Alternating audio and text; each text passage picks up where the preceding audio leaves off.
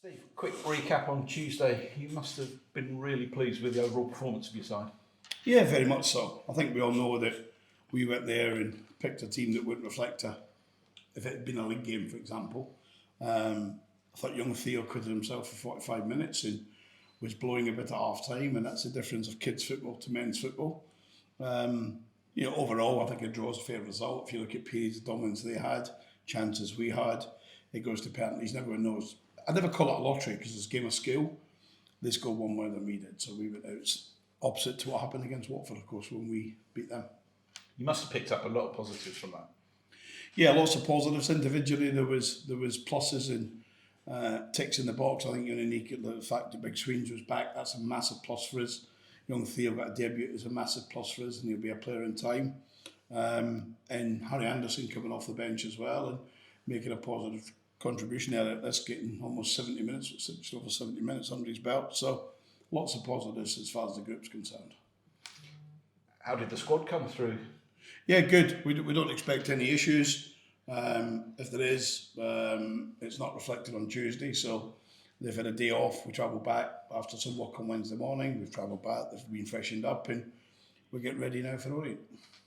And the players that have been out, you mentioned that some were close to coming back. Are they showing any signs of getting there? Well, we'll see if they train properly today. Well, 100%.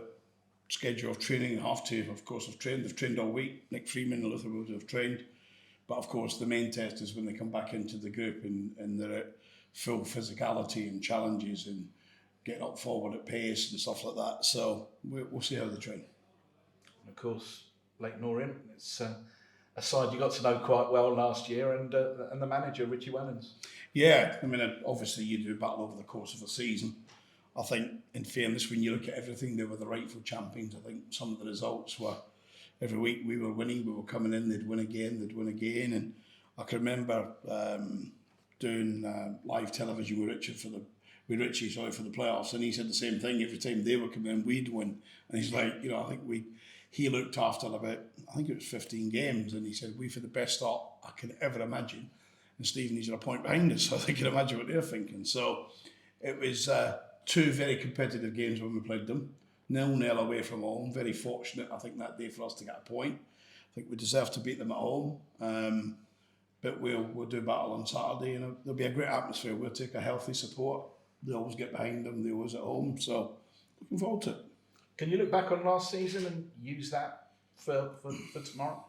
Well, both camps are different, of course. Both camps have got different personnel. We've got some different personnel they have, but there'll be certain characteristics within that.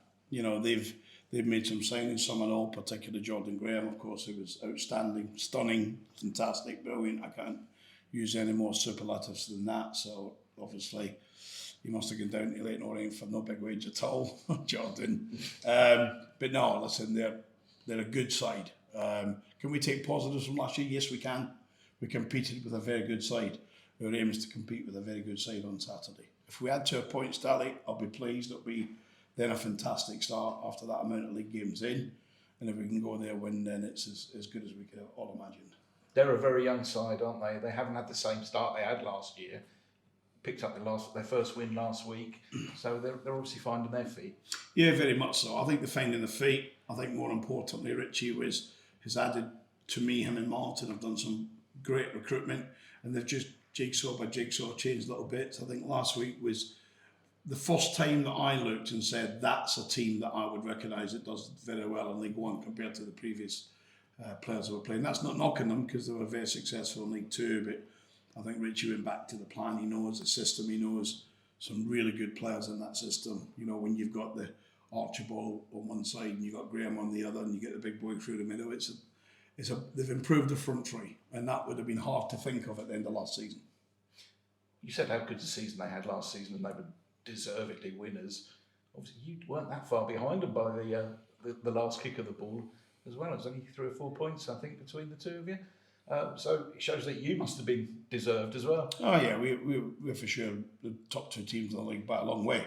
And that's no disrespect to who come up in third, and certainly no disrespect to who come up in the playoffs, and a really good Carlisle side. But I think everyone would accept last season that Leyton Orient and our club Stevenage were both relentless in our mission to win promotion. we were also relentless in the cups, weren't we? We did very well in every cup competition that we played in, and that's only credit to the players. So the objective this year for us is probably a little bit different from Leyton Orient. I think with the finances they've got, they're probably under a bit of pressure to be in that top group. Not saying get promoted, but that top group. I think our ambitions, if you like, are somewhere curtailed on that, but it doesn't stop you wanting and aspiring to be near that top group. Going back to the now, and obviously it's the last day of the transfer window. Are we going to see some movement? I suppose there's no secret there is one player who's already been linked with you. Yeah, I've seen somebody from Manchester walking about in the building, and the only reason I know is because he looked like he was from Manchester. Yeah, we hope to do some business today. There's certainly none coming out.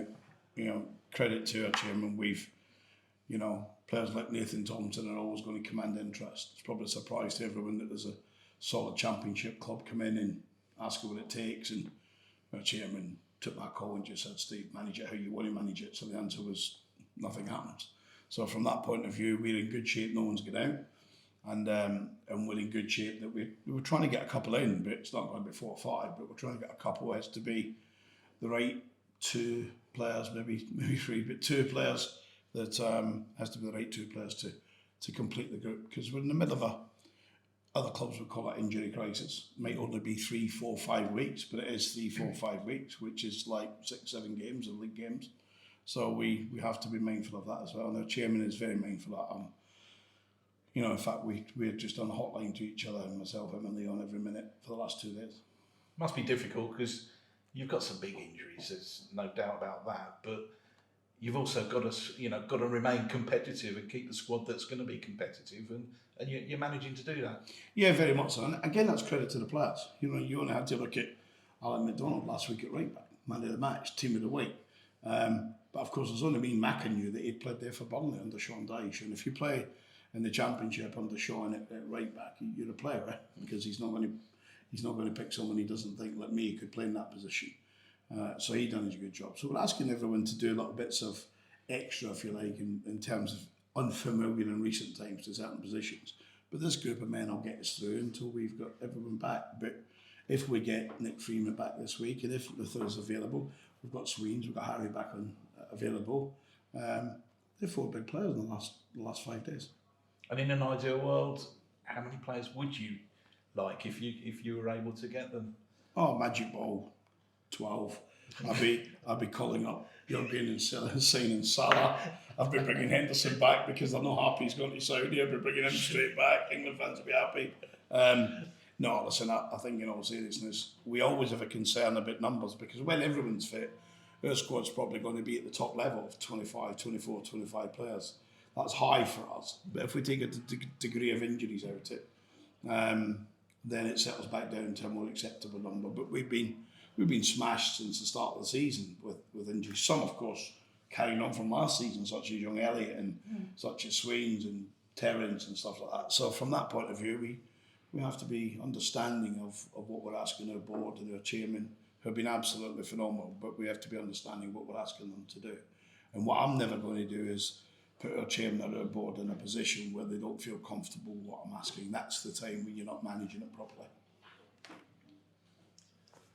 Talking of the transfers, how often does it happen on transfer deadline day where you suddenly get a call to say such and such is available and you have to move it very quickly?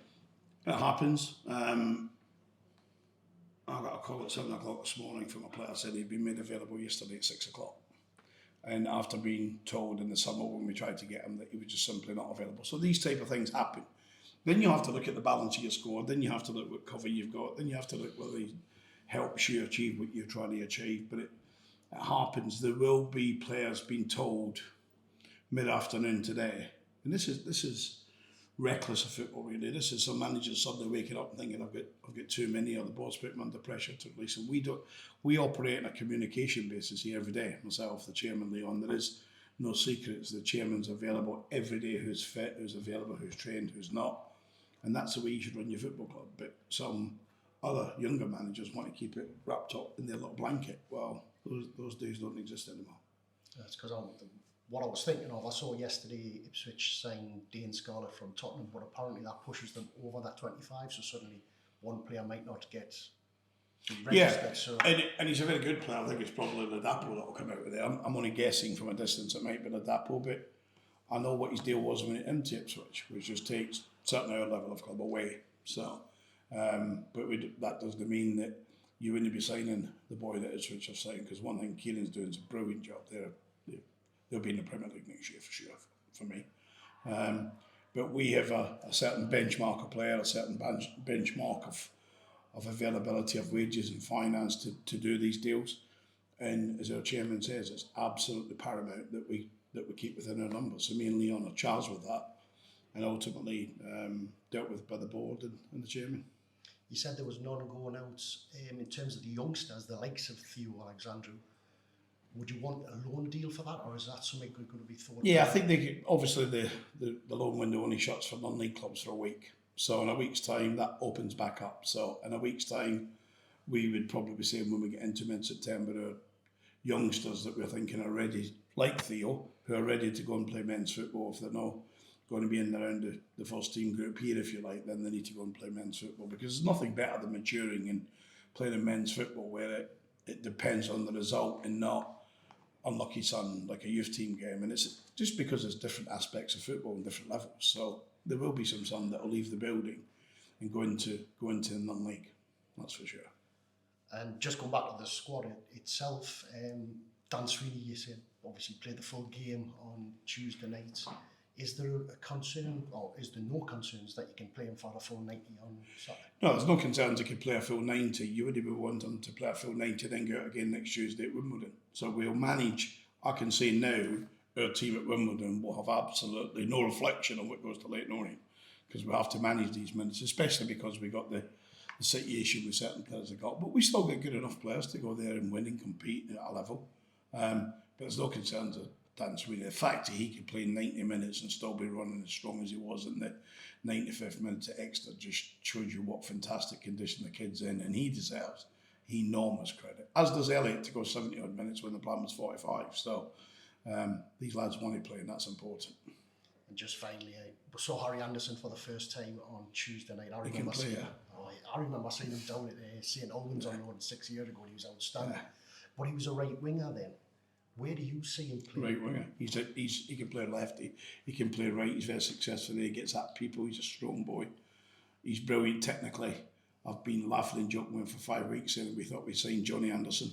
And we looked for Harry, and all of a sudden Harry appeared at Exeter, didn't he, when he come off the bench. He had a real desire. He was, during that game at Exeter, he kept standing up behind me and looking above my shoulders as if to say I'm still here.